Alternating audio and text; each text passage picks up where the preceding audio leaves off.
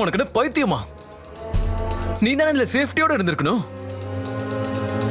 Abortion பண்றதை தவிர வேற வழியே கிடையாது. எனக்கு இந்த குழந்தை பிறக்கிறதுல சுத்தமா விருப்பமே கிடையாது. அபார்ட் சீக்கிரம் பண்ண. சஞ்சய், உன்னால அபார்ஷனை பத்தி எப்படி யோசிக்க முடியுது? உனக்கு தெரியும்ல, எனக்கு அம்மா ஆகிறது ஒரு கனவு. அப்படி இருக்கும்போது என்னோட கனவை நீ எப்படி கலைக்க நினைக்கிற? இப்போ உனக்கு என்ன பிரச்சனை? என்ன அவமானப்படுத்தணுமா? யாராவது கேட்டா என்ன சொல்லுவ? இதோட அப்பா யாரு? யார் குழந்தை இது? என்ன சொல்லுவ? எதுவுமே பேசாம அபார்ட் பண்ற வழிய பாரு. முட்டாள்தனமா பேசுற.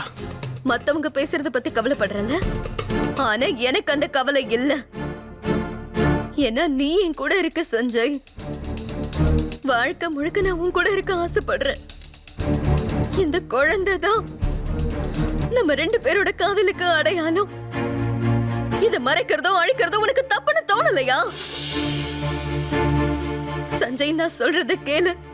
இந்த குழந்தை இல்லாம நான் இருக்கவே மாட்டேன். அதே மாதிரி நீ இல்லாமலும் நான் இருக்க மாட்டேன். ப்ளீஸ் சஞ்சய், என்னோட ஃபீலிங்ஸ் கொஞ்சம் புரிஞ்சுக்கோ.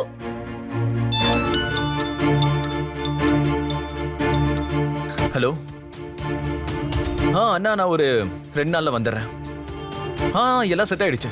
சரி, ஓகே. நான் நாளைக்கு நைட்டு திரும்ப ஊருக்கு போறேன். நீ கிளம்பு.